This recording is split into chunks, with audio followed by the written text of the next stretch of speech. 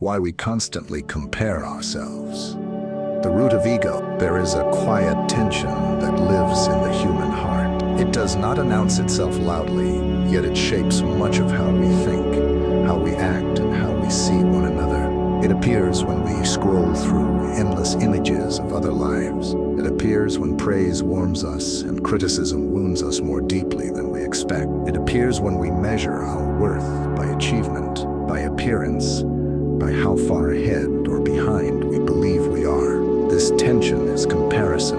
Comparison is not always violent.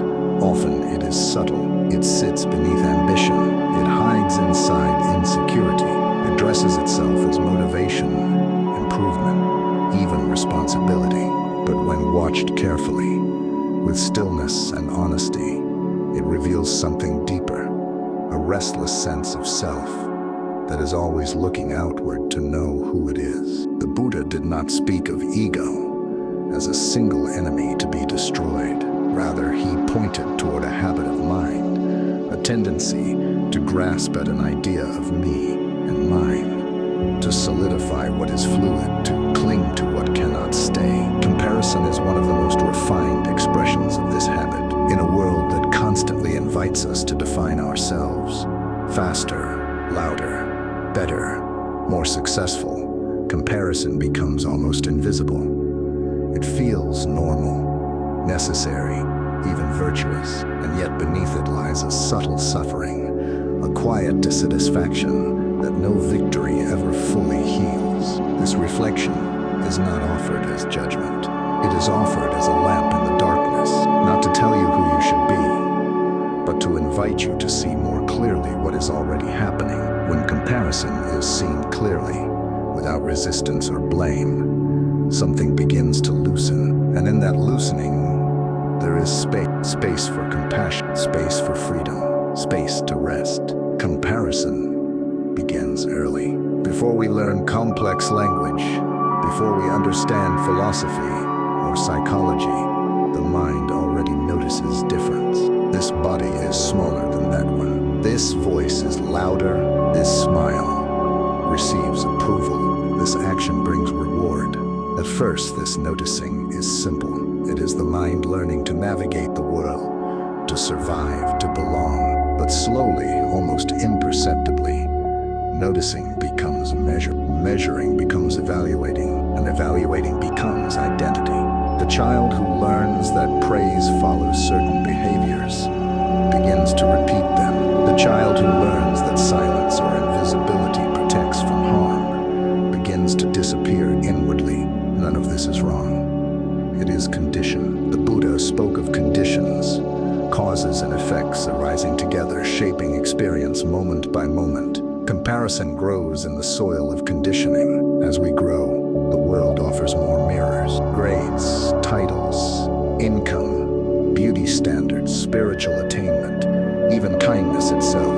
We are told, sometimes gently, sometimes harshly, where we stand, above, below, ahead, behind, and the mind, seeking certainty, latches on.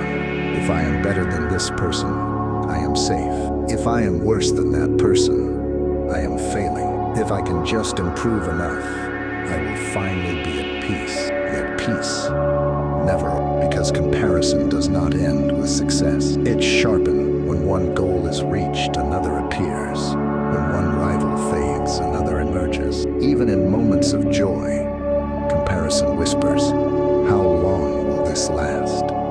Who has more? This is the nature of craving, not only for objects, but for identity. The Buddha observed that the sense of self is not a solid thing, but an ongoing construction, thought by thought, feeling by feeling, story by story. Comparison feeds this construction. It creates a me that exists only in relation to others. Without others, comparison collapses. Without comparison, the ego has nothing to stand on. This is why solitude can feel unsettling. When no one is watching, no one is above or below us, the familiar reference points disappear. The mind does not know where to place itself. In silence, the question arises not as words, but as unease. Who am I now? and so many return quickly to noise, to distraction, to the familiar terrain of measuring and being measured. Modern life amplifies this endlessly. Technology places the lives of thousands in our pockets, carefully curated moments of success, beauty, happiness, stripped of context, struggle, and impermanence. The mind compares before awareness can intervene, but comparison did not begin with screen. It only became louder. Even in spiritual spaces, comparison finds refuge. Who meditates longer? Who understands deeper teachings? Who appears more peaceful? The ego does not disappear when robes are worn or incense is lit. It becomes more refined. The Buddha did not ask us to destroy ego by force. He asked us to see it, to see how it arises, to see how it depends on conditions, to see how it brings suffering, not only to ourselves, but to others. Comparison divine. It creates distance where none inherently exists. It turns shared humanity into hierarchy. When we see someone as above us, envy arises. When we see someone as below us, pride arises. Both disturb the heart. The Buddha described these as poisons, not moral failures, but states of mind that burn. And yet comparison persists because it promises something essential: control. If I know where I stand, perhaps I can secure my place. If I can outrun others, perhaps I can outrun fear. If I can be special, perhaps I will be safe. But impermanence does not negotiate. Everything that can be compared can change. Strength weakens, beauty fades, status dissolves, even memory erodes. The mind that relies on comparison builds its home on shifting ground, and when the ground moves, as it inevitably does, suffering follows. This suffering is not punishment. It is information. It is the quiet message of the Dharma. This path does not lead where you think it does. At the heart of comparison lies a subtle misunderstanding.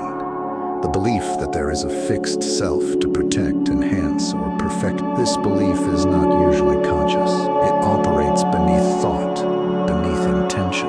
It feels like a background hum, always present, rarely questioned. The Buddha spoke of non-self, not as a philosophical position, but as a direct observation. When we look closely, we do not find a single unchanging. We find sensations arising and passing. We find thoughts appearing and dissolving. We find emotions shifting like weather across an open sky. Comparison assumes solidity, where there is flow. When we say I am better or I am worse, we freeze a moment and call it truth. But the moment has already changed. Today's success becomes tomorrow's memory. Today's failure becomes tomorrow's teacher. Nothing holds still long enough to deserve such absolute judgments. Yet the ego insists. It insists because it fears disappearance. If there is no fixed self, what remains? If I stop comparing, how will I know my value? This fear is deeply human. It deserves compassion, not suppression. The practice is not to silence comparison by force, but to turn toward it with awareness, to notice when the mind begins to measure, to feel the contraction in the chest, to sense the subtle tightening around identity. This noticing itself is liberation. When comparison is seen clearly, it loses some of its authority. It becomes a pattern, not a command. The Buddha compared the mind to a wild animal, not evil, but untrained. Left unattended, it follows instinct. With patience, it learns to rest. When we stop feeding comparison, something unexpected happens. We begin to see others more clearly. The person we envied is no longer a symbol of our inadequacy. They are a human being, shaped by causes we cannot fully know. The person we judged is no longer beneath us. They are walking their own path, carrying their own weight. Compassion grows naturally when hierarchy dissolves. This compassion is not sentimental. It is grounded in understanding. We see that everyone is negotiating impermanence. Everyone is aging. Everyone is losing. Everyone is afraid, even when they appear confident. Comparison isolates us in imagined competition.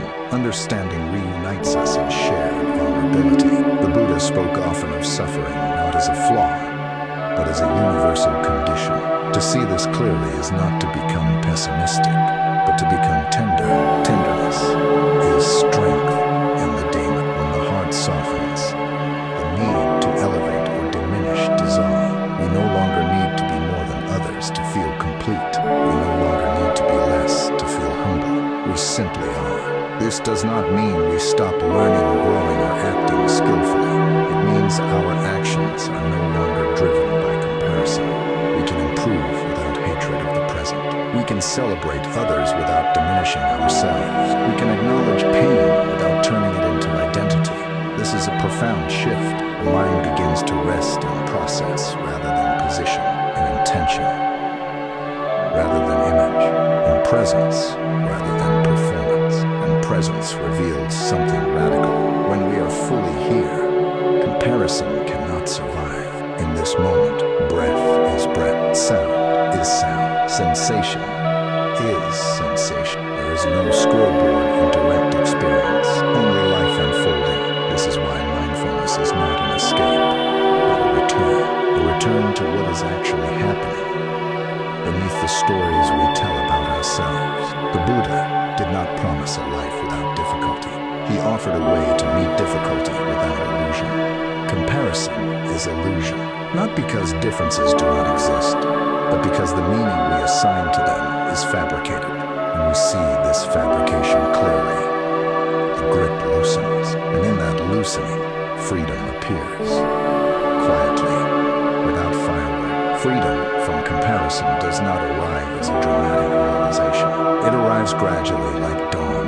At first, there is simply a pause. The moment when the mind begins to compare and awareness notices. That moment is sacred. In that moment, we have a choice, not a forced choice, but a gentle one. We can follow the familiar path of judgment, or we can stay with the raw experience, the feeling in the body, the thought forming and fading, the urge to define ourselves. Staying is not always comfortable. Comparison often masks deeper feelings, grief, fear. When comparison fades, these feelings surface. This is not failure. This is honesty. The Buddha taught that liberation requires courage, not the courage to dominate, but the courage to feel. When we allow ourselves to feel without turning sensation into story, the heart becomes spacious. Pain, joy, move. Nothing needs to be clung to. Comparison thrives on fixation. Freedom thrives on flow. Over time, as awareness strengthens, comparison begins to feel unnecessary, not forbidden, simply irrelevant, like a tool we once relied on, now resting unused. We may still notice differences. This person speaks more skillfully. That person has more resources. Another struggles deeply. But noticing no longer becomes identity. We do not turn observation into self-definition. This is wisdom in action. With this wisdom comes a natural ethics. When we are no longer consumed by ranking ourselves, we become more available, more generous, more patient. We listen without preparing our response. We help without needing recognition. We rejoice in others' happiness without measuring it against our own. This is not saintliness, it is sanity. The Buddha described this as the end of unnecessary suffering, not the end of life's challenges, but the end of adding layers of self-centered struggle. In a world driven by comparison, this way of being is quietly revolutionary. It does not announce itself. It does not seek followers. It simply lives differently, and this difference is felt. People sense when they are not being evaluated. They relax, they open, they trust. In this way, freedom from comparison becomes a gift to others. The forest monk does not compete with the forest. He listens. He knows the trees do not ask which is tallest. The river does not measure itself against other rivers. The moon does not compare its light. Nature moves according to conditions without self-concern. Human beings, too, are nature. We have simply forgotten. The Buddha's path is a remembering that we belong, not as superior or inferior, but as participants in a vast unfolding. When this remembering deepens, the question, how do I compare, loses its urgency. Another question arises, more gentle, more useful. How can I respond wisely to this moment? This question does not trap us, it opens it, and each moment becomes an opportunity, not to define ourselves, but to meet life with clarity and care. Comparison promises certainty, but delivers tension. It offers identity, but breeds separation. It tells us who we are, yet never lets us rest. The Buddha did not ask us to reject the world, but to see it clearly, to see how habits of mind shape suffering, to see how freedom begins with awareness. When we understand comparison as a movement of ego, conditioned, impermanent, and empty of lasting truth, we no longer need to fight it. We simply stop believing it. And in that quiet disbelief, something profound happens. The heart softens, the mind steadies, life feels less like a contest, and more like a shared journey. This reflection is not meant to conclude anything. It is meant to accompany you in moments of doubt, in moments of envy, in moments when you forget your own worth. If these words resonate, let them settle like embers, not instructions. Return to them. When the mind grows restless, sit with them when comparison whispers again. This channel exists as a quiet refuge, a place to pause, to reflect, to remember what is often lost in noise. If you feel called, continue walking with us, not as followers, not as ranks, but as fellow travelers on the path of seeing clearly, living gently, and releasing what no longer serves. May your steps be mindful, may your heart be light, and may comparison, when it arises, become another doorway to understanding.